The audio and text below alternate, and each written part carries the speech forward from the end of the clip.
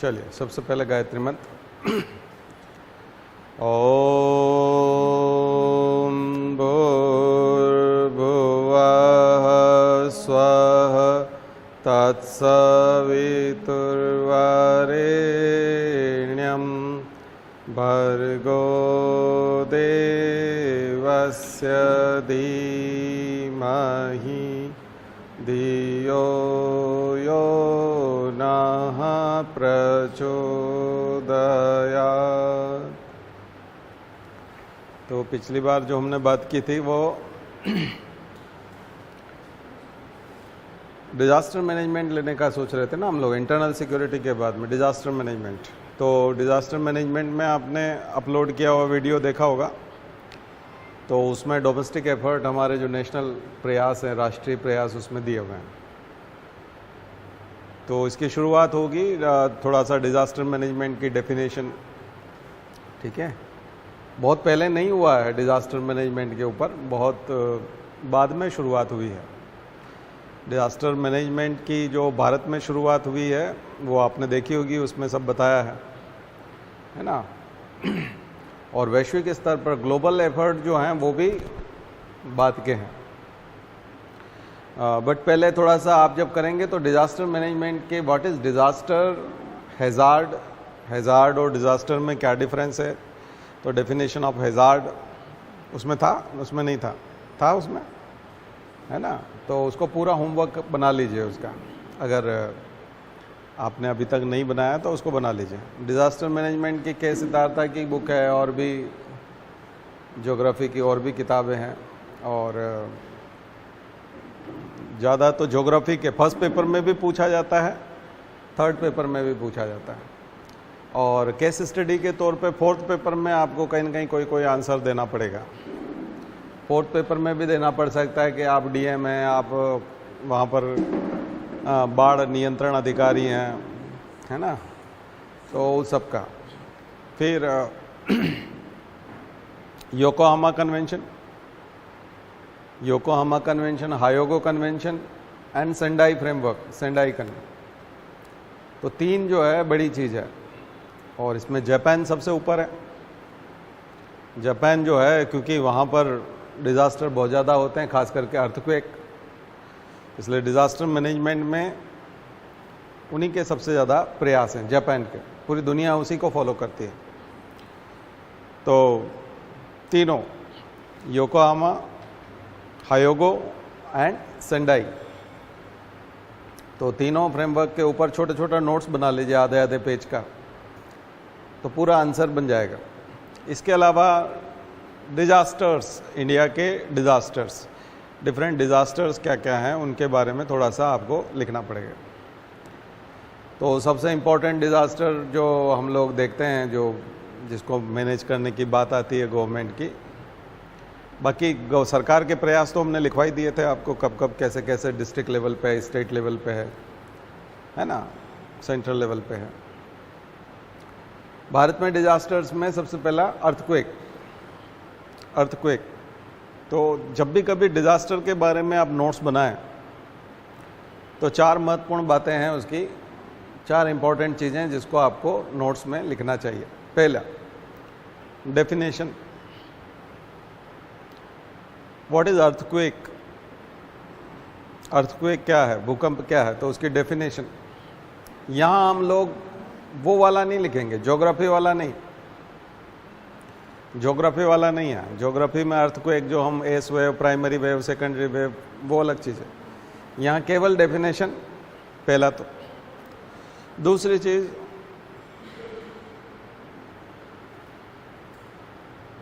Affected area. अब affected area को आपको मैप के थ्रू समझाना है, एक्सप्लेन विथ मैप्स। तो प्रॉपर मैप बनाने की आदत डालनी है, ठीक है। तो इंडिया का मैप बनाने की तेज आदत डाल दीजिए, और उसका जोनेशन जो किया हुआ है ना, तो भारत में जोन 5, जोन 4, जोन 3, जोन 2। तो जोन 5 में बिल्कुल वो वाला इलाका है जैसे नंदा देवी है बिल्कुल, या फिर जम्मू कश्मीर का कोई ख़ास इलाका है, अंडमान निकोबार है, कच्छ है, भुज है, जोन 5 एकदम अर्थक्वेक प्रोन एरिया, जहाँ आने की संभावना सबसे ज़्यादा है। जोन 4 में पूरा हिमालय आ गया, पूरा हिमालयन रीजन आ जाएगा जोन 4, ठीक है। और जोन 3 जो है वो आपका सारी वैलीज़ हैं, रिवर वैलीज़, रिफ्ट वैलीज़, वो जोन 3 हो जाएगी। और जोन 2 में रेस्ट ऑफ इंडिया हो गया एक तरह से, जितना भी इंडिया का हिस्सा है बाकी। जोन 1 में इंडिया में कुछ भी नहीं है, जहाँ सबसे कम रिस्क है ऐसा कोई भी हिस्सा नहीं है। जोन 1 में सबसे कम रिस्क होती है भूकंप की, भारत में वो नहीं है। इसका मतलब भारत में भूकंप आने की संभावना है, पर्याप्त संभावना है। तो ये जोनेशन करके इसका मैपिंग कर लीजिए, मिल जाएंगे सारे map. Earthquake zone, seismic zone बोलते हैं इसको, seismic zone of India, zones of India, तो उसको पढ़ लीजिएगा। तो अफेक्टेड एरिया, ठीक है। तो डेफिनेशन के बाद में अफेक्टेड एरिया कर लीजिए। फिर वहाँ पर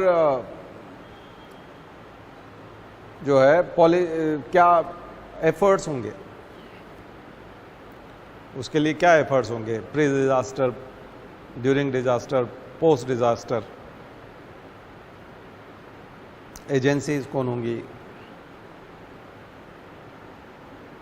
और इम्पैक्ट। ये वाला लिखने से पहले जो डेफिनेशन लिखी है उसके जस्ट नीचे एक और पॉइंट लिखिए, कॉजेज।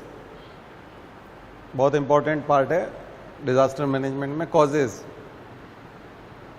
डेफिनेशन के नीचे ही लिखिए।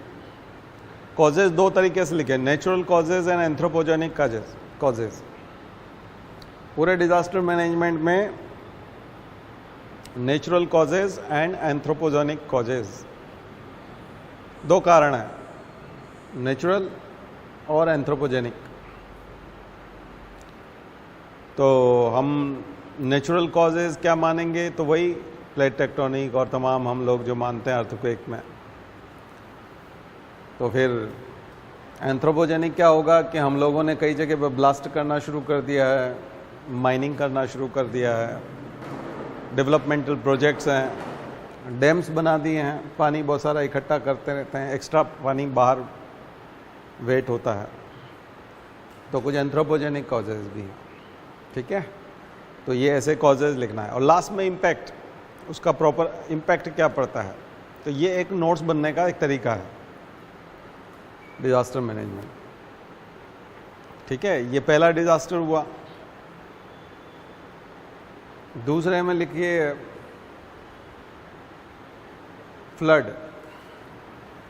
फ्लडिंग जो होता है, बाढ़ जो आती है, फ्लड। तो वही फ्लड की डेफिनेशन, एक्सेसिव रेन, ठीक है। नॉर्मल रेनफॉल जो होता है उससे ज़्यादा रेनफॉल, एकदम से रेनफॉल हो जाना बहुत सारा, या फिर रेनफॉल रिटेंशन वो उस टाइप से नहीं होना, और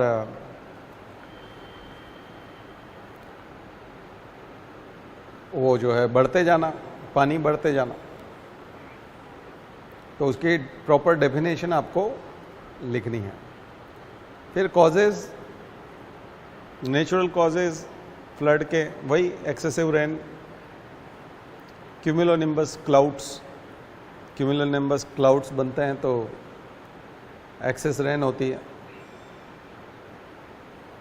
ज़्यादा, तो क्लाउड के टाइप आप लिख सकते हो।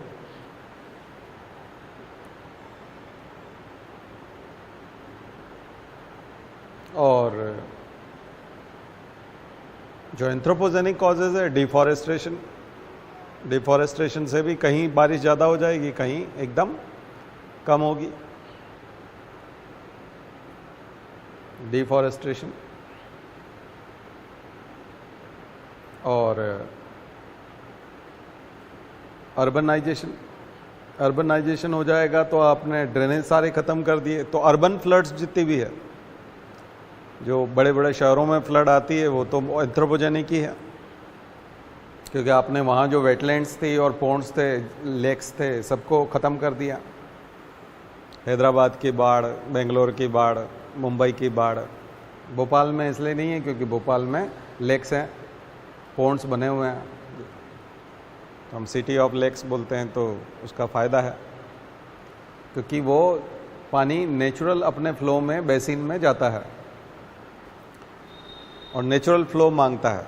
अब जिन सिटीज़ में करप्शन हुआ और जो पब्लिक लैंड था, यानी कि वो पौंड था, लेक था, पटवारी ने, अधिकारियों ने, मंत्रियों ने सबके पैसे वैसे खा के वो सब बिल्डर्स को बेच दिया। वहाँ बड़ी बड़ी बिल्डिंग्स, कंक्रीट। अब पानी ज़मीन में जाने का जगह नहीं है और इकट्ठा होने वाली जगह भी नहीं है, तो सड़कों पर नदियाँ बन गई। ठीक है, सड़कों पर नदियाँ, सड़कें जो है वो नदियों का काम करने लगेगी, तो वहाँ कार जो होगी वो भी बहने लग जाएगी। अभी हम देख रहे थे ना फ्लड कई शहरों में, तो वो यही कारण है, अर्बनाइजेशन, अंधाधुंध निर्माण, बिना सोचे समझे निर्माण। तो प्रकृति को चुनौती देंगे, प्रकृति सब अपने रास्ते फिर से निकाल लेगी, क्योंकि वो जहाँ जहाँ बहती थी वहाँ नदी पहले जहाँ बहती थी वहाँ बहने लग जाएगी। उसको तो अपने फ्लो में बहेगी, वो किसी से पूछना नहीं है उसको, रास्ते में कौन आता है उससे कोई लेना देना नहीं। ठीक है ना। तो अर्बन फ्लड्स में भी अर्बन फ्लड्स, और सबसे ज़्यादा प्रभावित होने वाला फिर इम्पैक्टेड एरिया वही होगा जो गरीब होते हैं, वो सबसे ज़्यादा इम्पैक्टेड होते हैं। वनरेबल, इसमें वनरेबिलिटी उसमें बताई थी, याद हो तो, नहीं बताई हो तो फिर याद कर लीजिए। वनरेबिलिटी मतलब सुभेद्य, सबसे ज़्यादा निशाना कौन होता है? डिज़ास्टर जब भी होता है तो सबसे ज़्यादा वनरेबल गरीब आदमी होता है, पुअर आदमी होता है। पॉपुलेटेड एरिया में सबसे ज़्यादा भूकंप आता है और मोस्ट पॉपुलेटेड एरिया है तो सबसे ज़्यादा कैजुअलिटी वहीं होगी, सबसे ज़्यादा आदमी वहीं मरेंगे, गरीब लोग सबसे ज़्यादा मरेंगे क्योंकि उनके पास वो सब सुविधाएं नहीं है। बाढ़ में वो सबसे ज़्यादा परेशान होते हैं, उनका घर बह जाता है, खाना बह जाता है, मेडिकल हेल्प नहीं ले पाते हो। ठीक है, तो ये है। एक और वर्ड था कैपेसिटी, बताया था ना उसमें, कैपेसिटी किसके पास है? तो वो, तो उसके पास बचने की कैपेसिटी है। किसी के पास पैसा है, 4 मंजिला मकान है, तो 2 मंजिला डूब भी गया तो ऊपर चला जाएगा, अपना सामान भी ऊपर ले जाएगा, तो जान भी बचा लेगा, माल भी बचा लेगा। पर हर आदमी के पास 4 मंजिला मकान थोड़े है। तो कैपेसिटी, तो ये सारी चीज़ें जो है ये मायने रखती है। तो फ्लड के बाद ड्राउट, अगला चैलेंज ड्राउट। फ्लड का भी जोनेशन होता है और फ्लड में भी सबसे ज़्यादा अफेक्टेड एरिया कहाँ होता है, कैसा होता है, सबसे ज़्यादा बाढ़ बार कहाँ आती है, वो सब आप मैपिंग कर सकते हो। ठीक है, और ये ऐसी चीज़ है फ्लड की, आप भारत के किसी भी ज़िले में हो, अधिकारी बनेंगे, आपका पाला पड़ेगा, भारत के किसी भी ज़िले में बने तो आपको ये सब काम देखना पड़ेगा। ज़िंदगी में ये वाला काम तो आपको देखना ही है, अगर आप सिविल सर्विसेज में जाते हैं तो बाढ़ वाला काम देखना ही है। बाढ़ राहत अधिकारी बनाया जाता है। ठीक है ना। तो flood relief officer. Drought, next drought, सूखे की समस्या।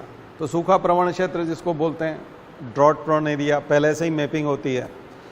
ड्राउट का पहले से ही पता होता है। ड्राउट एकदम से नहीं आता, एक कई साल लगते हैं उसको प्रैक्टिस में, मतलब उसको बार बार आता है, तो फिर वो ड्राउट वाला एरिया बन जाता है। एरिड जोन, एरिड अलग, वो अलग होता है, लेकिन ड्राउट एरिया। तो एल नीनो, ला नीना, ये वो वाले इम्पैक्ट हो जाएंगे। कौन से वाले कॉजेज हो जाएंगे? फिर नेचुरल कॉजेज। जब हम बोलते हैं ना बाढ़ के लिए ला नीना जिम्मेदार होता है, एल नीनो जो है वो सूखे के लिए जिम्मेदार होता है। तो हमारी मौसम की गतिविधियाँ, ठीक है, ड्राउट, डिफॉरेस्टेशन, ओवरग्रेजिंग, डेजर्टिफिकेशन, ये सब जो होता है ये सब हम ही करते हैं। अर्बनाइजेशन,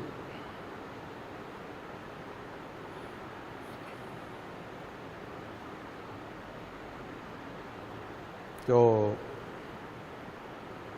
उसमें लास्ट में मेजर्स डाल दीजिएगा, मेजर्स यानी क्या उपाय करेंगे। तो ज़्यादा उपाय करने के लिए केवल ड्राउट वाले में ही आप उपाय कर सकते हो, मेजर्स कर सकते हो। गवर्नमेंट के हाथ में, अधिकारियों के हाथ में डिज़ास्टर में ये एकमात्र ऐसा डिज़ास्टर है जिसको रोका जा सकता है प्लानिंग करके। सूखे को रोका जा सकता है, सूखे के लिए प्लान किया जा सकता है। कई सारे ऐसे गांव हैं जो ड्राउट में थे और लोग माइग्रेशन कर गए थे। मैंने आपको हिवरे बाजार का एग्जाम्पल दिया था।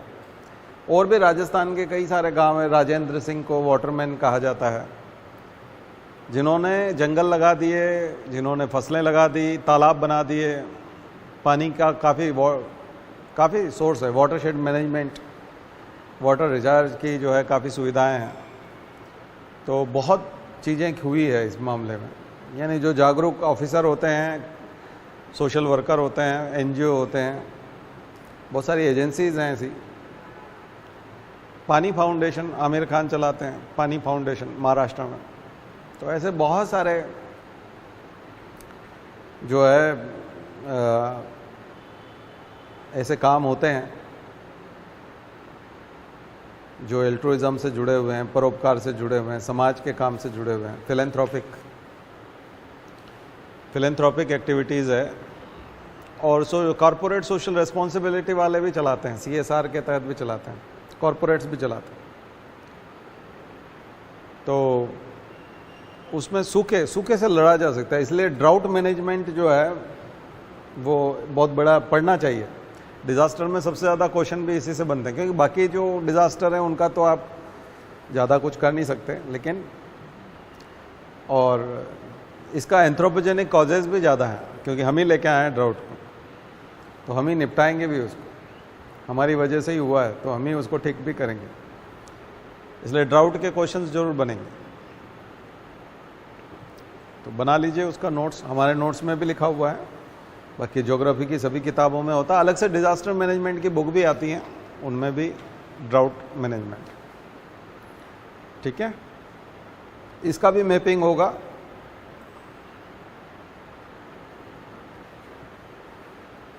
फिर लिखिए लैंडस्लाइड्स। चट्टानें खिसकती हैं, रॉक्स और मिट्टी, डेबरी जो जमाव होता है वो सब नीचे की तरफ खिसकता जाता है। उसका भी कारण दोनों है, नेचुरल भी है, एंथ्रोपोजेनिक भी है। हम ही लोगों का 4 धाम प्रोजेक्ट अभी देख रहे हैं, आए दिन बद्रीनाथ का रास्ता बंद होता है क्योंकि हमने बड़ा प्रोजेक्ट कर दिया। तो ऊपर से तो हिमालय का तो अस्थिर है, अनस्टेबल माउंटेन है। तो सारे एक्सपर्ट्स की कमेटीज़ तो यही बोल रही थी कि हिमालय में कुछ ना किया जाए। एनजीटी ने बोला था, सुप्रीम कोर्ट ने बोला था, एक्सपर्ट्स ने बोला था, बट गवर्नमेंट को तो टूरिस्ट प्लेस बनाना था, 4 धाम को तो उन्होंने किया है। तो अब आने वाले समय में आप लैंडस्लाइड देखेंगे जो भारी मात्रा में होगा। बाकी जगहों पर भी होता है, केवल हिमालय में नहीं, बाकी जो भी साउथ में भी होता है। पुराने माउंटेन्स में कम होता है, लेकिन विंध्या और सतपुड़ा में भी होता है। पचमढ़ी वाले रास्ते में भी आप देखोगे। तो लैंडस्लाइड जहाँ पर भी रास्ते बना दिए हैं, नहीं भी बनाए तो भी होता है, लेकिन नुकसान रास्तों में ही होता है, क्योंकि रोड्स बनाए हुए हैं, वहाँ से ट्रांसपोर्ट हो रहा है तो वहाँ ज़्यादा होता है। माइनिंग, इल्लीगल माइनिंग बहुत बड़ा कारण है, क्योंकि माइनिंग के लिए ब्लास्ट करते हैं ना, sand mining, stone mining, minerals. तो उसके लिए ब्लास्ट करते हैं और फिर वो क्रैक आ जाते हैं उससे, माउंटेन वाले उस हिस्से में। बाकी तो उनकी नेचुरल जो वजन है, जोशीमठ का पूरा ही आप केस देखेंगे तो ये इसी चीज़ का है। तो बहुत बड़ा क्राइसिस है, ठीक है। तो लैंडस्लाइड, फॉरेस्ट फायर, जंगल की आग, फॉरेस्ट फायर डिजास्टर में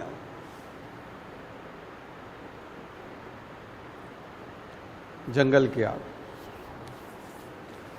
वही डेफिनेशन। फिर natural causes, vegetation, dry vegetation, some specific type of vegetation are also responsible for forest fire. बहुत सारा, जैसे हमने लेंटेना कैमरा और वो बताया था आपको कि जो इन्वेजिव स्पीशीज़ है जो इंडिया की नहीं है, ऐसी स्पीशीज़ अगर आ गई हैं और हम लोग ऑर्नामेंटल प्लांट्स के तौर पे लेके आए थे उसको और फैल गया वो, तो उससे जंगल में जैसे ही वो सूखता है तो उनके ट्विग्स जो है वो टहनियाँ टकराती हैं तो उनसे आग लग जाती है और पूरे जंगल में फैल जाती है। पहले हमारे जंगल में इस प्रकार की इन्वेजिव स्पीशीज़ नहीं थी ना, ये एग्जोटिक स्पीशीज़ हैं, बाहर की हैं, तो इनकी वजह से आग लगती है। तो कैलिफोर्निया में आप ज़बरदस्त आग देखते हो, ऑस्ट्रेलिया में बहुत देखते हो। अगर वहीं से किसी प्लांट को लेके आए और यहाँ पौंड में अंग्रेज़ों ने लगाया था या पोर्तुगीज़ लगा के गए या कोई लगा के गए, अब हमने उसको अपने बगीचे में लगाना शुरू किया, बाद में वो जंगल में पहुँच गया। टाइगर की कमी होने का कारण, चीते मरने का कारण, हमारे जंगलों में एनिमल्स के कमी का कारण भी यही है। ये जो इन्वेजिव स्पीशीज़ है इनके पत्ते खाने से उनकी इंटेस्टाइन ख़त्म हो जाती है, केटल्स की, खास करके हिरण और जो शाकाहारी जानवर हैं उन पत्तों को खाते हैं तो उनको अंदर अल्सर हो जाते हैं, लीवर फेल हो जाता है उनका और उनको कैंसर जैसा हो जाता है, बीमारियां लग जाती है, तो मर जाते हैं। तो फिर जो मांसाहारी जीव हैं कार्निवोरस, उनको वो हर्बीवोरस मिलेंगे नहीं खाने को, तो इसलिए हमारे जंगलों से बहुत सारे एनिमल्स गायब हो गए। और आग लगने का कारण भी वही है, आग लगने का कारण भी वही है और जानवरों के ख़त्म होने का कारण भी वही। इसलिए इन्वेजिव स्पीशीज़ को रोकना था, पर अब तो बहुत बड़ी संख्या में जंगलों में है। कई बार हमारे लोग तो अंदाज़ा ही नहीं लगा पाते कि ये बाहर का पौधा है, यानी 200 साल पहले भारत के जंगलों में ये था ही नहीं, ठीक है ना। अब वो पौधा हमारे साथ रच बस गया, उसको जहाज़ों में रख के लिया है लोग कि पार्क जो होगा उसके बीच में जो पानी भरा होता है उसमें उसको लगा देंगे या बगीचे में लगाएंगे, लेकिन बगीचे से जंगलों में पहुंच गया। तो ऐसी बहुत सारी स्पीशीज़ हैं। तो आप इन्वेजिव स्पीशीज़ इन इंडिया ऐसा करके अगर प्लांट स्पीशीज़ वाला अगर सर्च करेंगे तो 15-20 स्पीशीज़ आपको मिलेंगी। उनके फ़ोटोग्राफ देखेंगे तो आपको आश्चर्य होगा कि ये तो हमारे गांव में भी है, ये तो हमारे घर के बाहर भी है, ये हमारे बगीचे में भी है, जबकि वो ब्राज़ील से आया है, कोई यूरोप से आया है, कोई नॉर्थ अमेरिका से आया है। तो हमारे यहाँ की उस चीज़ को, व्यवस्था को जानते नहीं। तो एंथ्रोपोजेनिक कॉजेज़, ये एंथ्रोपोजेनिक कॉजेज़ में आएगा फॉरेस्ट फायर। और जो हमारी ट्राइब्स है वो समझती नहीं है, तो कई बार आग लगा देते हैं, बीड़ी पी के फेंक देते हैं, उससे भी आग लग जाते हैं। एंथ्रोपोजेनिक कॉजेज़ है ना, इंटेंशनल भी और नॉन इंटेंशनल, अनइंटेंशनल भी, दोनों तरह के, इंटेंशनल और अनइंटेंशनल दोनों तरह के हैं। कुछ लोग तो इंटेंशन से आग लगाते हैं और किसी का इंटेंशन तो नहीं है लेकिन लग गया उनसे आग, ठीक है। कई लोग पराली जलाते हैं तो वो आग फैल जाती है, ठीक है। शिफ्टिंग कल्टीवेशन, झूम खेती, वो एक बहुत बड़ा कारण होता है। नॉर्थ ईस्ट में खूब होता है झूम खेती। तो जो झूम खेती होता है, शिफ्टिंग कल्टीवेशन, जंगल को थोड़ा सा जला के, वो थोड़े हिस्से को जला करके ठीक करना चाहते हैं, खेती लायक बनाना चाहते हैं, लेकिन अगर आग आगे पहुंच गई तो वो रोक नहीं पाते हैं। ये चीज़ें हैं सारी। इसके अलावा एक और इम्पॉर्टेंट चीज़ है साइक्लोन। साइक्लोन, अभी भी हम साइक्लोन देख रहे थे गुजरात में। साइक्लोन अब हर साल आ रहा है, हर साल आता है साइक्लोन, तो इसका क्वेश्चन भी आना ही है। फर्स्ट पेपर, थर्ड पेपर में मिला के कम से कम 3 क्वेश्चन जो है डिज़ास्टर मैनेजमेंट के कहीं न कहीं आते हैं, तो उसमें एक साइक्लोन का क्वेश्चन होने की संभावना सबसे ज़्यादा है। तो मेंस को तो प्रेडिक्ट कर सकते हो आप, मेंस की पूरी रणनीति बना सकते हो, और क्या लिखना है वो भी फिक्स है, नंबर उसी पे मिलते हैं। इंडिया है ये, अभी वही चलेगा। भावनात्मक लिखने से नहीं होगा, फैक्चुअल लिखना पड़ेगा। जो मैंने लिखवाया वो पॉइंट्स में बातें लिखने पड़ेगी, एग्जाम्पल लिखने पड़ेंगे, डेथ हुई है तो वो संख्या लिखनी पड़ेगी, काम लिखना पड़ेंगे, मार्क्स मिलेंगे। सौदे की तरह मानिए कि अगर आपने 100 रुपया दिया और उधर 1 किलो उसको देना है, तो आप 1 किलो, वो अगर 1 किलो देगा तो उतना रुपया लेगा। तो 15 नंबर का क्वेश्चन है, आपने जितना दिया उतने नंबर मिलेंगे, सीधी सी बात। आप अगर 7 नंबर का दे रहे हैं प्रोडक्ट, यानी कि आप लिख ही 7 नंबर कर रहे हैं तो 7 या 6 मिलेंगे। 11 नंबर का लिख रहे हैं तो 11 नंबर मिलेंगे। उसमें भावनात्मक नहीं होता, इमोशनल नहीं होता कि मैं बहुत अच्छा आदमी हूँ मुझे बना दो, ऐसा नहीं होता। आपको ये सब मुद्दे तैयार करने पड़ेंगे। साइक्लोन, साइक्लोन की डेफिनेशन वही, फिर ज्योग्राफी में जाएंगे, साइक्लोन एंटी साइक्लोन जो आप पढ़ते हो डेफिनेशन वहाँ से तैयार कीजिए। डेफिनेशन मैं पढ़ा चुका हूँ, मेरे उसमें पुराने लेक्चर में आप देख सकते हो। कम दबाव का वो क्षेत्र बनता है, फिर वो पानी को लेकर आता है, किनारों पे टकराता है। 2 इलाके, 2 मैपिंग करोगे तो दोनों ईस्ट कोस्ट और वेस्ट कोस्ट। हमारा वेस्ट में गुजरात, केरला, ये जो खास करके गुजरात वाला हिस्सा, महाराष्ट्र गुजरात वाला हिस्सा सबसे ज़्यादा प्रभावित होता है। उधर ओडिशा, सुंदरबन और यानी वेस्ट बंगाल, ओडिशा, आंध्र प्रदेश, कर्नाटक, तमिलनाडु पूरा, उसमें से ओडिशा और बंगाल की खाड़ी का वो हिस्सा जो दबा हुआ सा है, डिप्रेस पार्ट है, वहाँ सबसे ज़्यादा चांसेस है और वहीं आता भी है। और साइक्लोन फिर सुपर साइक्लोन बन जाता है कई बार हम। तो साइक्लोन और सुपर साइक्लोन में क्या डिफरेंस है? क्लाइमेट चेंज, नेचुरल तो हो गया, क्लाइमेट चेंज होता ही है ना, नेचुरल फिनोमिना तो है ही। बट एंथ्रोपोजेनिक में भी आप लिख सकते हो वही, कार्बन एमिशन, जितनी गर्मी बढ़ेगी उतने साइक्लोन की घटनाएं बढ़ेंगी। पहले भी आते थे, बट कार्बन डाइऑक्साइड एमिशन को कम करेंगे तो वो है, ठीक है। जान माल का नुकसान होता है अच्छा खासा, पूरा जनजीवन अस्त व्यस्त हो जाता है। सरकार अभी तो हम लोग सक्सेस हो गए प्री डिजास्टर मैनेजमेंट करने में। डिजास्टर आने से पहले ही अलार्मिंग सिस्टम है, तो अलार्मिंग सिस्टम काम करता है। ऊपर सैटेलाइट पिक्चर्स बता देते हैं साइक्लोन कहाँ चल रहा है, किस स्पीड से चल रहा है। तो हम 2-3 दिन पहले से हमारे यहाँ NDRF और सब एक्टिव हो जाता है और हम उसको ठीक कर लेते हैं, बचा लेते हैं, थोड़ी सी नुकसान को कम करने में कामयाब हो जाते हैं। तो ये मैंने शॉर्ट में बता दिया। अब आप इसका पूरा नोट्स बनाएंगे तो बन जाएगा। और एक रिकॉर्डेड क्लास मैंने जो रेगुलर क्लास वाली वो अपलोड की है, उसको पढ़ लीजिएगा तो ये पूरा हो जाएगा डिज़ास्टर मैनेजमेंट। पिछली क्लास जो अपलोडेड है वो देखिए और ये देखिए। चलिए चलते हैं इंडियन सोसाइटी में। अगला हम लोग बात करेंगे मेंस का हिस्सा, Indian society. Disaster management 30 marks का है, 30 मार्क्स 40 मार्क्स का है, लेकिन जो हिस्सा हम अब पढ़ने जा रहे हैं वो है 70, मिनिमम 75 मार्क्स। बाकी 100 भी पूछता है, 150 तक भी जाता है।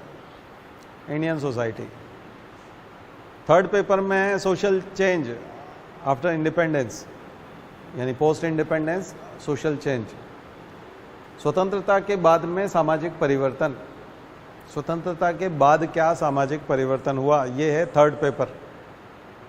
3rd पेपर 100 मार्क्स तक, 90 मार्क्स तक मैक्सिमम पूछा हुआ है, लेकिन 100 तक भी पूछ सकते हैं। मिनिमम 75 मार्क्स, मिनिमम 75 मार्क्स आएगा। 6 क्वेश्चंस आएंगे। फर्स्ट पेपर में 6 क्वेश्चन सोसाइटी से, फर्स्ट पेपर में 6 क्वेश्चन सोसाइटी से, इसी पार्ट से 6 क्वेश्चन। 3rd पेपर में 50 नंबर, तो ऐसा करके 150 नंबर तक भी जा सकता है। मिनिमम 100 तो जाएगा ही। तो जो हिस्सा मैं पढ़ाने जा रहा हूं वो 100 से 150 नंबर वाला है।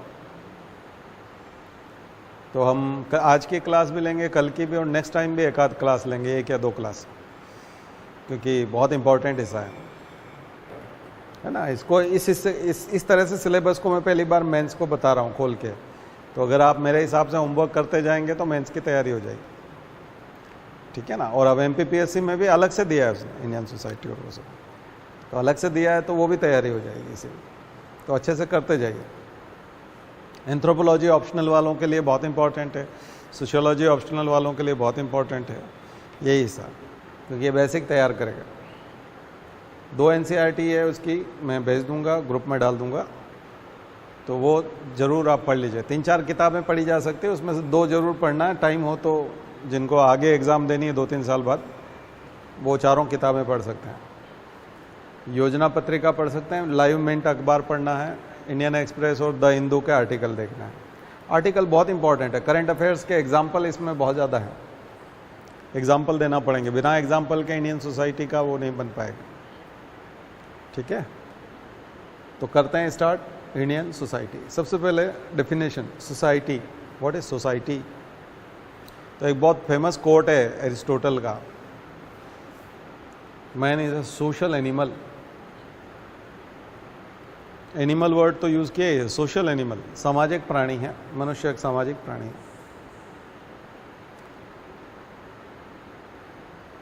तो सोसाइटी वो हो गया जो जिसमें इंटरेक्शन अमंग मेंबर्स, सोसाइटी के जो मेंबर्स हैं उनमें इंटरेक्शन होता है, अंतर क्रिया होती है, आपसी आदान प्रदान होता है, उसको सोसाइटी कहा जाता है।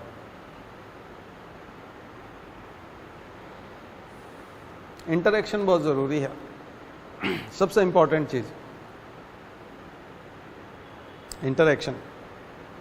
एक डेफिनेट एरिया होता है जिसमें वो रहते हैं, डेफिनेट एरिया, निश्चित क्षेत्र में आवास होता है उसका, निश्चित क्षेत्र। पॉपुलेशंस, जनसंख्या निवास करती है, एक निश्चित क्षेत्र में निवास करने वाली जनसंख्या जो आपस में अंतरक्रिया करती है, इंटरेक्शन अमंग मेंबर्स, उस पॉपुलेशन के जो मेंबर्स हैं वो आपस में अंतरक्रिया करते हैं, दैट इज कॉल्ड सोसाइटी, समाज। तो एक बहुत फेमस क्वेश्चन है जो एमपीपीएससी का भी बहुत फेवरेट है और यूपीएससी का भी, और बहुत रिजर्व क्वेश्चन है। जब भी पेपर सेटर को लगता है कि उसके पास क्वेश्चन की कमी है तो ये क्वेश्चन वो पूछ लेता है, हर तीसरे साल ये क्वेश्चन आता है। Salient features of Indian society, salient features of Indian society, आधारभूत लक्षण, सामान्य लक्षण, भारतीय समाज की विशेषताएं बताइए, characteristics of Indian society, salient features of Indian society.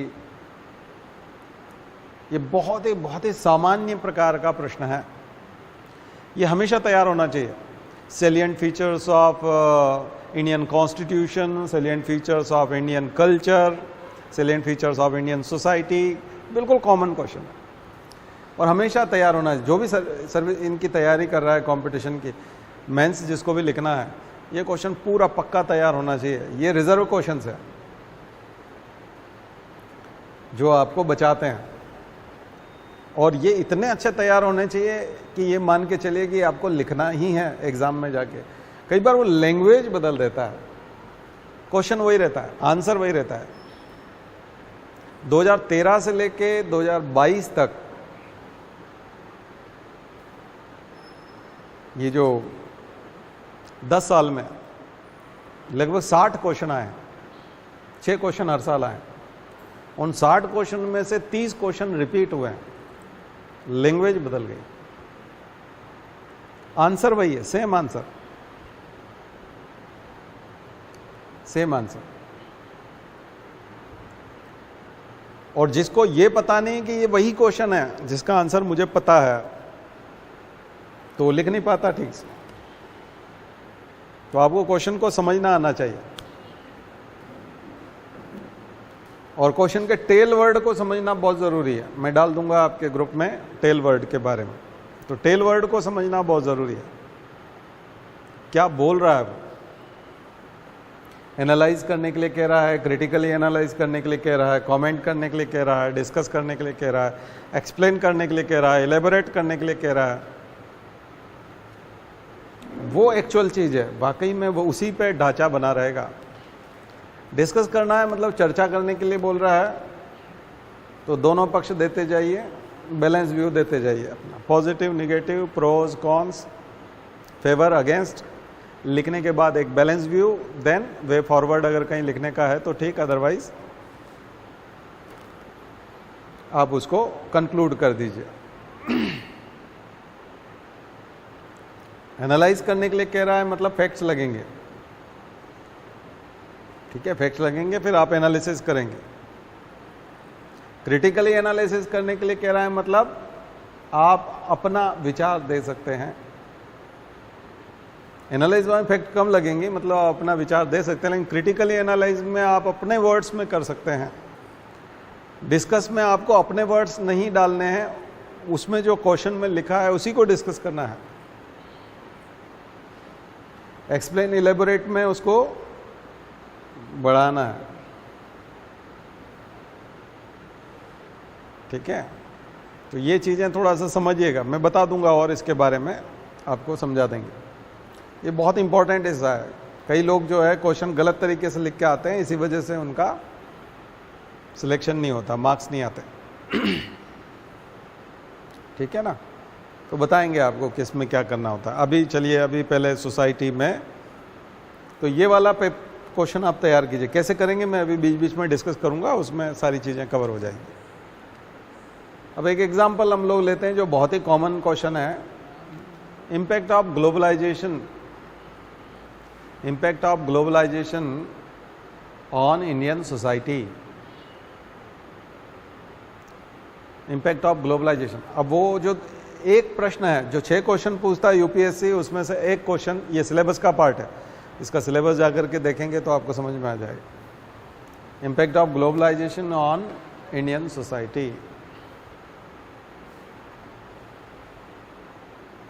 इसके लिए एक किताब पढ़िए एम.एन. श्रीनिवास की, social change in modern India, आधुनिक भारत में सामाजिक परिवर्तन, social change in modern India, M N. Srinivas. बहुत पतली किताब है, ज़रूर पढ़िए। योगेंद्र सिंह की भी है, एम.एन. श्रीनिवास भी है। ये किताब पढ़ने से आपको टर्मिनोलॉजी समझ में आएगी। मैंने जो अभी क्वेश्चन, जो टॉपिक बताया आपको, impact of globalisation on Indian society, इसमें टर्मिनोलॉजी में आंसर जाएगा, वोकाबुलरी में आंसर जाएगा।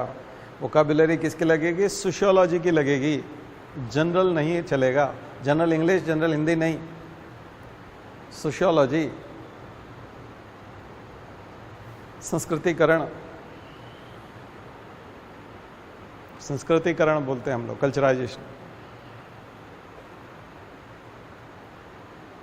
ठीक है ना। तो वेस्टर्नाइजेशन, ग्लोबलाइजेशन, मॉडर्नाइजेशन। सो मॉडर्नाइजेशन, वेस्टर्नाइजेशन, आधुनिकीकरण, पश्चिमीकरण, भूमंडलीकरण, ठीक है। तो ये सारे टर्म्स आएंगे। इसके अलावा भी टर्म्स आएंगे, community, group, ascriptive status, acquired status, achieved status. तो स्टेटस एंड देयर रोल, तो सोशियोलॉजी की टर्मिनोलॉजी में बात होगी, तब जाकर के मार्क्स ज्यादा मिलेंगे। अब जनरल बातचीत तो सभी लोग करते हैं, क्या प्रभाव पड़ा, लेकिन आपको आंसर को डिजाइन करना है, प्रॉपर फ्रेम करना पड़ेगा। प्रॉपर फ्रेमिंग होगी, डिजाइनिंग होगी, आंसर डिजाइनिंग होगी, उसके बाद पूरे मार्क्स मिलेंगे। सो वोकाबुलरी एंड टर्मिनोलॉजी बहुत इंपॉर्टेंट हिस्सा है। तो इंपॉर्टेंट टर्म्स, जो कॉमन टर्म्स हैं सोशियोलॉजी में यूज होती हैं, वो इंटरनेट पे मिल जाएंगी, नहीं तो मैं लिंक डाल दूंगा या आपको पीडीएफ दे देंगे। कॉमन टर्म्स, उन कॉमन टर्म्स को पढ़िए, प्रैक्टिस कीजिए उसकी। नहीं तो आप एनसीईआरटी पढ़ेंगे या इग्नू का नोट्स पढ़ेंगे तो उसके पीछे मिलता है, पीछे दिया रहता है टर्मिनोलॉजी, आखिरी में कीवर्ड्स। तो वो कीवर्ड्स तैयार कीजिए और उनको अपनी आंसर राइटिंग में शामिल कीजिए।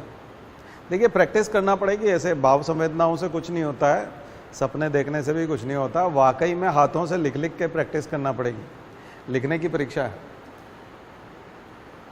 मन बहलाने से नहीं, मन बहलाने की परीक्षा नहीं है ये, ठीक है। ज्ञान प्राप्त करके सुख प्राप्त करने वाली परीक्षा भी नहीं है, अंक प्राप्त करना है, आपको अंक प्राप्त करना है। और मार्क्स तब मिलेंगे जब आप सॉलिड लिखोगे। इसलिए थोड़ा खरा खरा सा लग रहा होगा लेक्चर, लेकिन बहुत ही सॉलिड है, यही डिमांड है। बाकी सोचना समझना तो हमने हमारे पुराने लेक्चर में सिखा दिया, इसलिए मैं अब पूरा फोकस कर रहा हूँ सिलेबस के ही चीरफाड़ पे। ठीक है। अभी का कोई देखेगा हमारा तो कहेगा ये बहुत ही ज़्यादा प्रॉपर मतलब वो बात कर रहे हैं, जबकि पुराने लेक्चर्स में आप जाओगे हम इस टाइप से बात नहीं करते थे। उस समय आपके भाव जागृत करते हैं, आपका दिमाग चलाते हैं, वो एक अलग विषय था। अभी हम चाह रहे हैं कि आप लोग अंक प्राप्त करो। भावनाएं तो आपने जागृत कर ली, अच्छी बात है। अब आपने पढ़ना शुरू कर दिया तो अब मार्क्स भी तो मिलने चाहिए। तो उसका डिज़ाइन कर लीजिए, आंसर का फ्रेम कर लीजिए डिज़ाइन। तो जब भी इंडियन सोसाइटी है तो इंडियन सोसाइटी को 3 भागों में बांटिए, 3 कॉलम बना लीजिए। इंडियन सोसाइटी लिख करके 3 कॉलम बना लीजिए।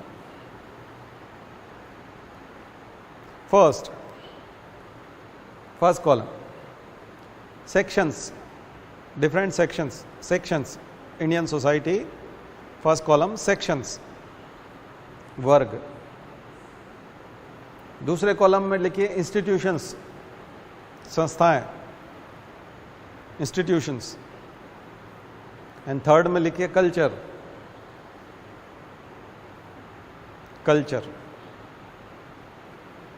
अब जिस भी चीज को करेंगे हम इन 3 चीजों पे करेंगे। तो सबसे पहले सेक्शंस में लिख लीजिए कि सेक्शंस कौन कौन से हैं। सेक्शंस वाले कॉलम में लिखिए विमेन, महिलाएं, then young people, youth,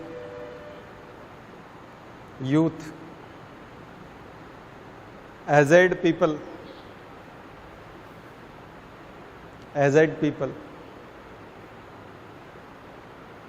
rural, urban,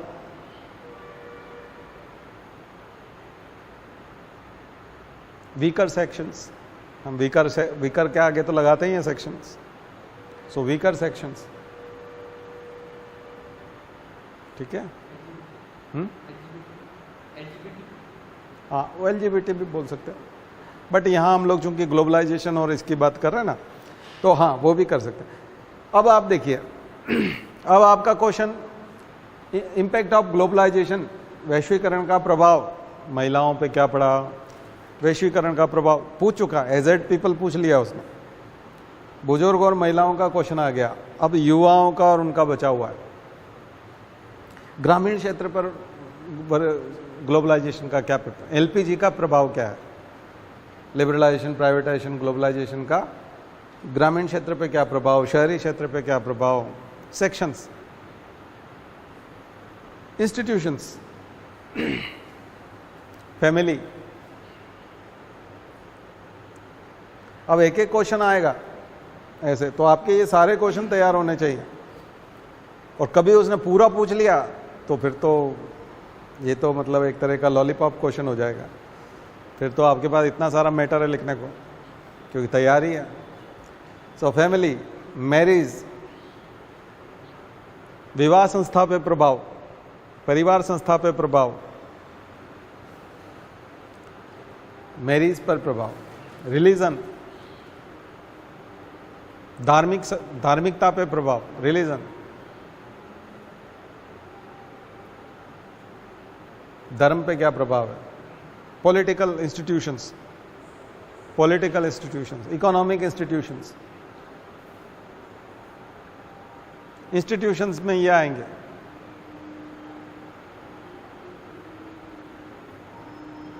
ठीक है।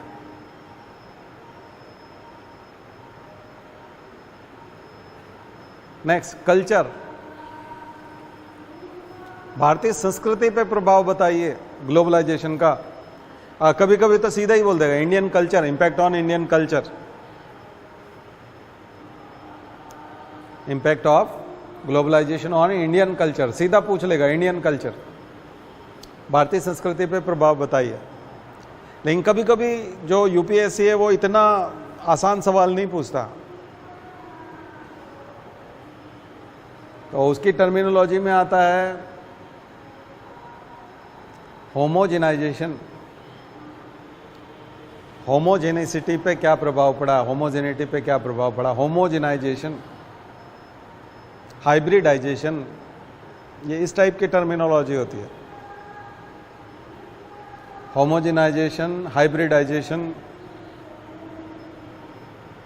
तो ये तो क्लियर हो गया होगा। सेक्शंस पे तो आप लिखेंगे एजेड लोगों पे क्या है, यूथ पे क्या प्रभाव है ग्लोबलाइजेशन का, और इंस्टीट्यूशंस पे भी आप लोग समझ जाते हैं।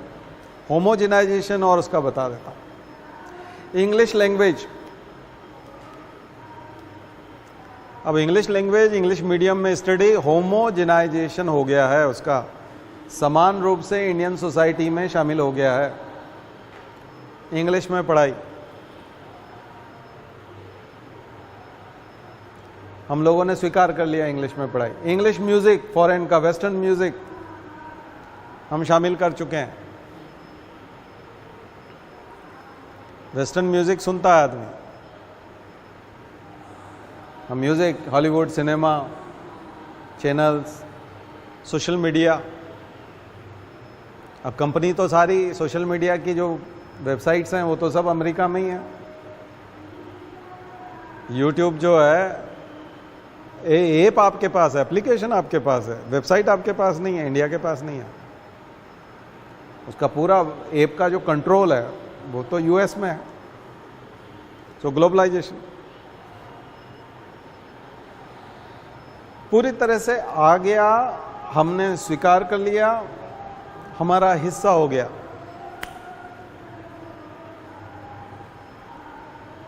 ठीक है, और वो एक तरह से लोकली हो गया, अब ग्लोबल नहीं बचा। लेकिन एक होता है global plus local, hybridisation. Hybridisation means global plus local.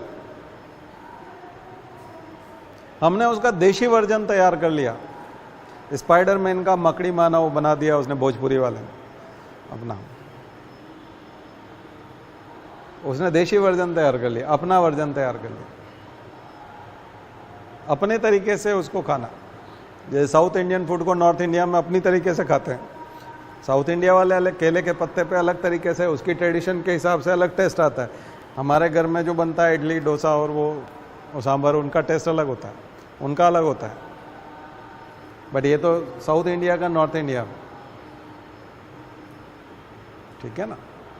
English, English और हिंदी को जोड़ करके हम जो पढ़ रहे हैं, मैं जिस लैंग्वेज में पढ़ा रहा हूँ इंग्लिश, दोनों को जोड़ करके हाइब्रिडाइजेशन हमने अपनी सुविधा के लिए बना लिया। पूरे सोशल मीडिया पे देखोगे तो यही मिलेगा आपको,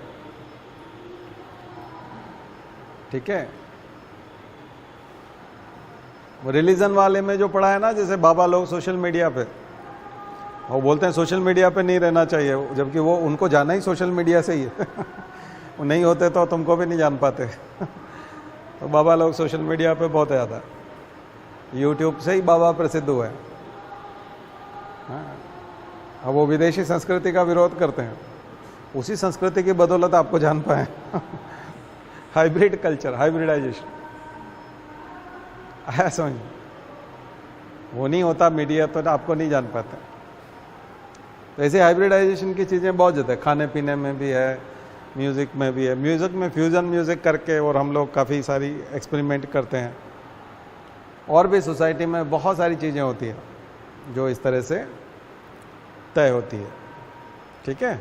तो मुझे लगता है ये एग्जाम्पल से आपको आंसर राइटिंग का तरीका, अब थोड़ा बहुत एक्सपेरिमेंट कर सकते हो, लेकिन बहुत ज़्यादा गुंजाइश नहीं है क्योंकि हमने उसको बांध दिया है, ठीक है, उसमें ज़्यादा नहीं। नेक्स्ट, अब हम जो चर्चा करेंगे, टॉपिक जो आता है वो आता है वेस्टर्नाइजेशन वाला। उसमें आ रहा है कि ब्रिटिश सिविलाइजेशन का, ब्रिटिश कल्चर का क्या इम्पैक्ट है आफ्टर इंडिपेंडेंस, क्योंकि अंग्रेज तो चले गए, लेकिन ऐसा क्या प्रभाव छोड़ गए भारत पे, क्या प्रभाव छोड़ गए इंडियन सोसाइटी पर। इंस्टीट्यूशन में कास्ट भी लिख लीजिएगा, कास्ट भी एक इंस्टीट्यूशन, जाति, वो नहीं छोड़ सकते, वो सैलिएंट फीचर उसमें आता है। इंडियन सोसाइटी में कास्ट के बिना नहीं होता, कास्ट सभी के नाम के आगे चिपका रहता है, डिक्लेयर्ड होता है ना, वो ढूंढना नहीं पड़ता कास्ट, नाम देख करके ही पता चल जाता है कि क्या कास्ट है। नाम का ही हिस्सा है वो, नाम और उपनाम। सरनेम तो वहां पे भी होता है लेकिन वो कास्ट नहीं होता। दूसरे देशों में वो कास्ट नहीं है, यहां पर कास्ट है। तो वेस्टर्नाइजेशन का क्या इंपैक्ट है? तो इंपैक्ट ऑफ वेस्टर्नाइजेशन या फिर ब्रिटिश की क्या विरासत है हमारे लिए, ब्रिटिश हमारे लिए क्या छोड़ के गए। तो बहुत सारी चीजें लिखने को है इसमें, लेकिन सबसे इंपॉर्टेंट है इंडियन सोसाइटी में कास्ट को डाइल्यूट करके गए वो अंग्रेज जो गए, वो कास्ट को डाल। तो आप दो तरह के लिख लीजिएगा, traditional society, traditional Indian society and modern Indian society, दो पार्ट बना लीजिए, traditional Indian society and modern Indian society. आजादी के बाद की सोसाइटी को मॉडर्न इंडियन सोसाइटी कहा जाता है, पोस्ट इंडिपेंडेंस। ड्यूरिंग भी समटाइम्स जैसे सती प्रथा का अंत हुआ और हम बात करते हैं तो बहुत सारी चीजें जो विमेन एजुकेशन आई और सब अंग्रेजों के बदौलत हुआ। उसके पहले जो ट्रेडिशनल इंडियन सोसाइटी थी उसको रिचुअल सोसाइटी कहा जाता था, रिचुअल सोसाइटी, परंपरागत society. Traditional society, ritualistic society,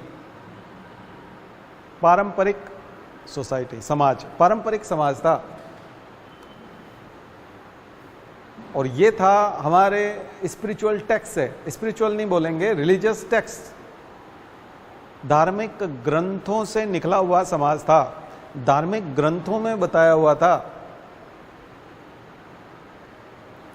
धार्मिक ग्रंथों में। देखिए ऋग्वेद में और बाद के ग्रंथों में ये अंतर है। ऋग्वेद में ये बताया जाता है कि जिस आदमी का जैसा कर्म है वो उसका वर्ण है, क्योंकि वो काम करता है, इसलिए वर्ण व्यवस्था में और जाति व्यवस्था में अंतर है। वर्ण व्यवस्था ये बोलती है कि आप जो काम करते हो वो आपका वर्ण है। जाति व्यवस्था जन्म से होती है, इसलिए आपकी जो जाति है आप वही काम करोगे। दोनों में अंतर बात समझ में आ रही है?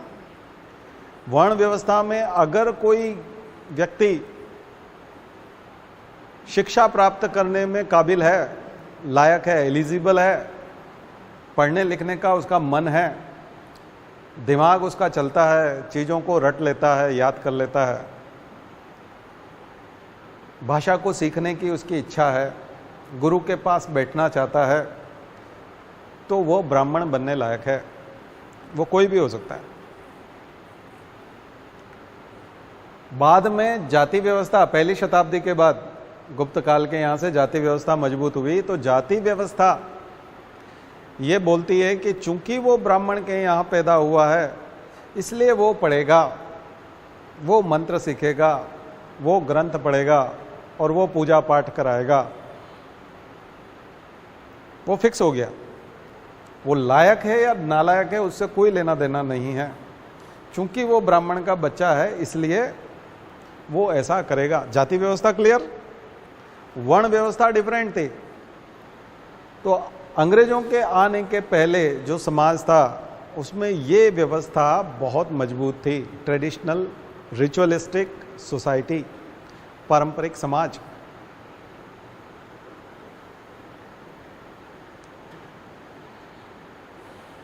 ठीक है। वर्ण विभाजन, श्रम विभाजन।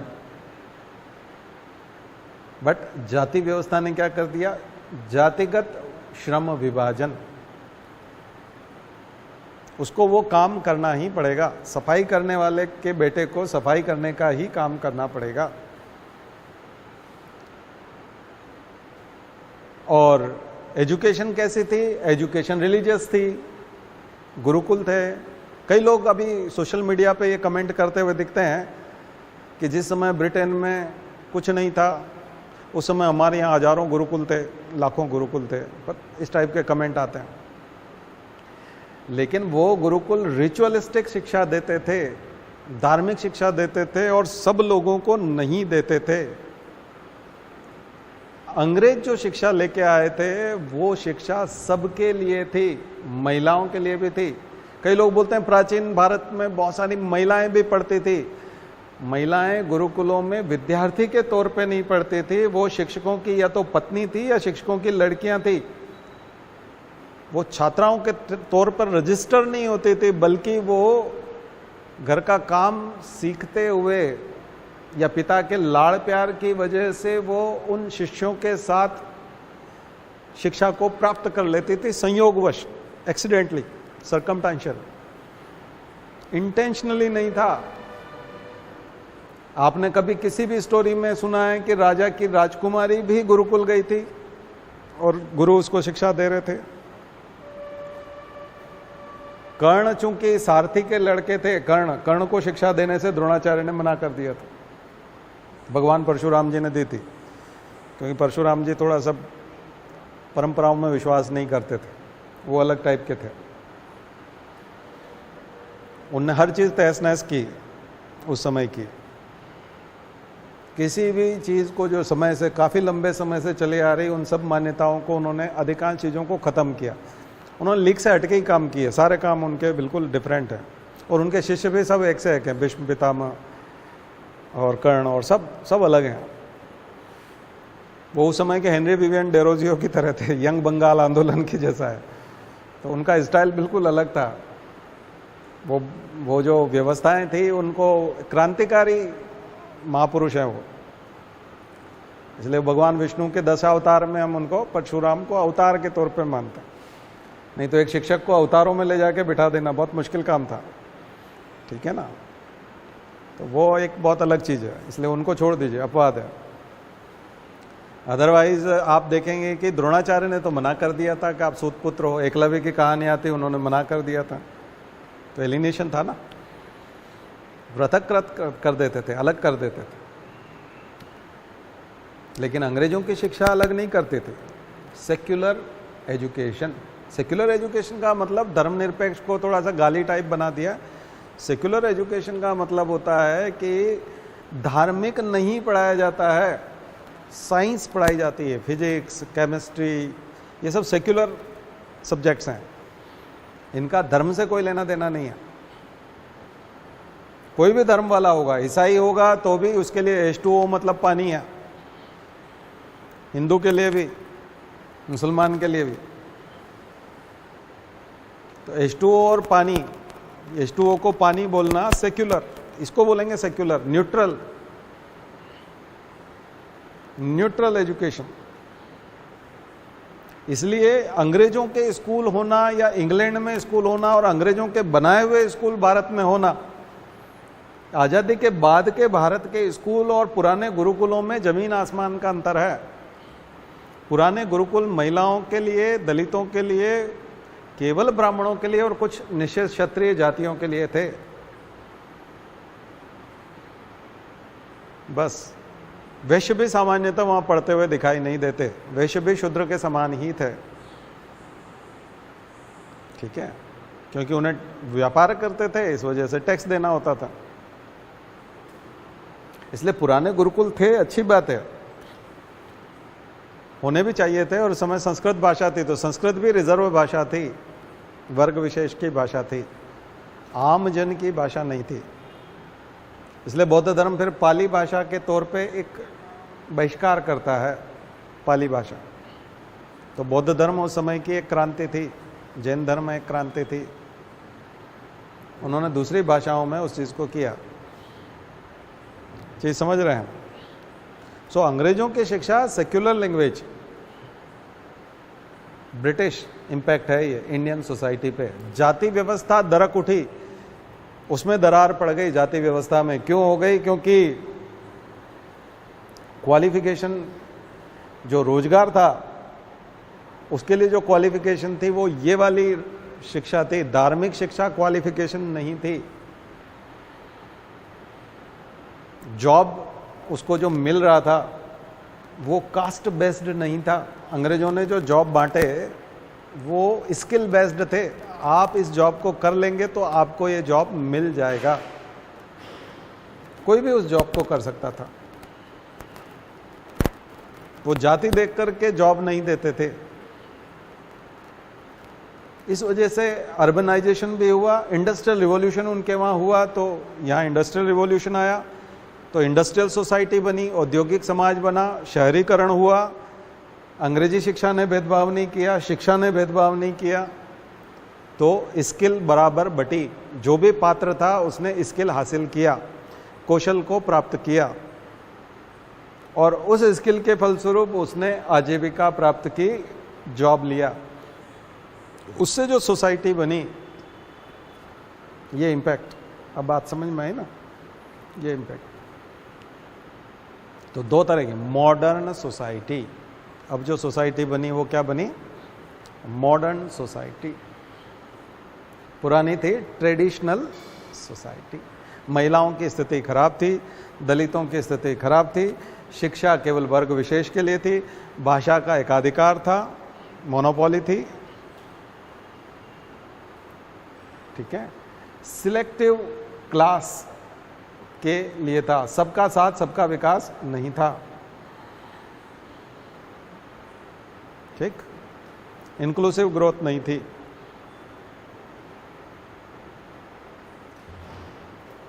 कानून, कोडिफिकेशन लेके आए अंग्रेज, एक साथ कोडिफिकेशन, कानून। तो जो रिचुअलिस्टिक सोसाइटी थी, ट्रेडिशनल सोसाइटी थी,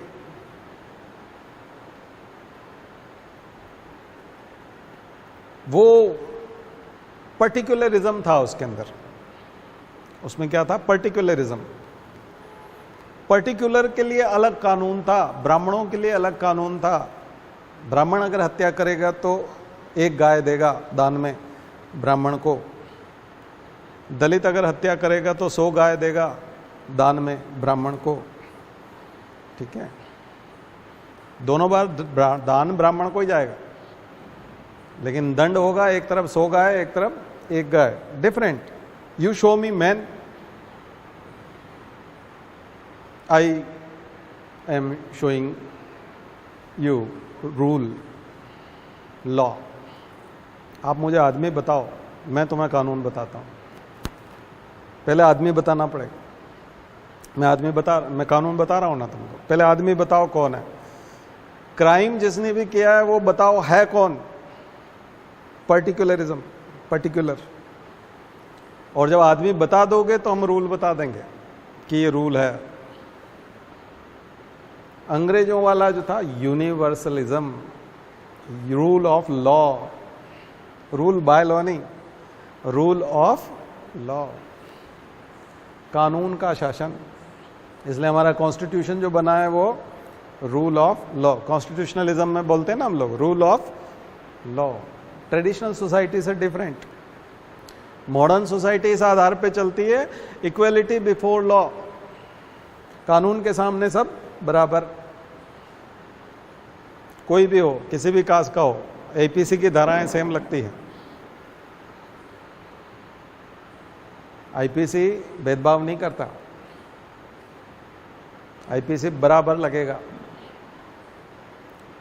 तो ट्रेडिशनल सोसाइटी, पर्टिकुलरिज्म, यूनिवर्सलिज्म। क्लियर समझ में आया? मॉडर्नाइजेशन क्या है?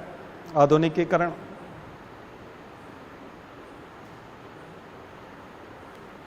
ये चीजें हैं।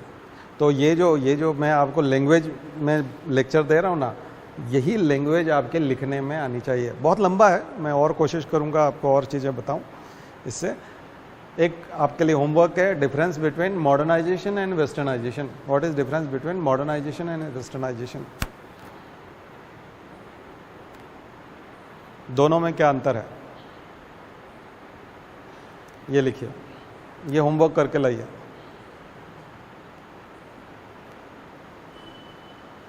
ठीक है,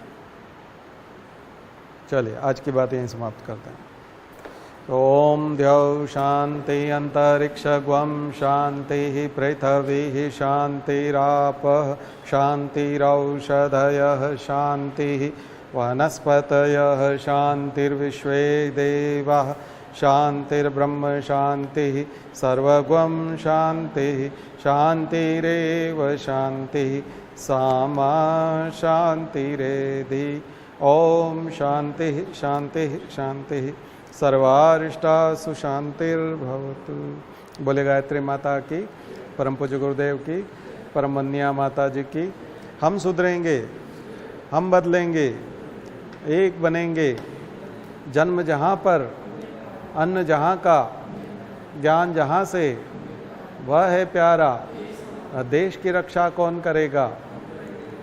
मानव मात्र, नर और नारी, जाति वंश सब, भारत माता की, भारतीय संस्कृति की